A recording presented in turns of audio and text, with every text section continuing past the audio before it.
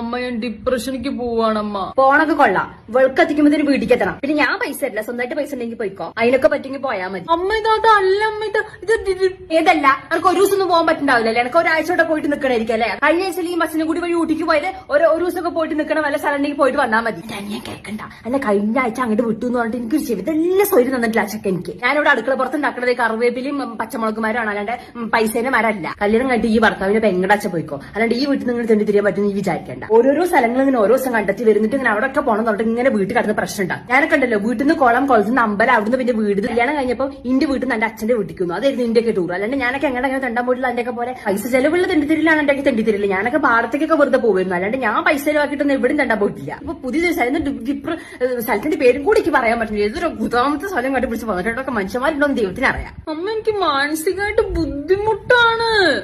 എന്ത് മാനസിക വിഷമം? മാനസിക വിഷമം ഉണ്ടാകുമ്പോൾ തെണ്ടാൻ നോക്കാൻ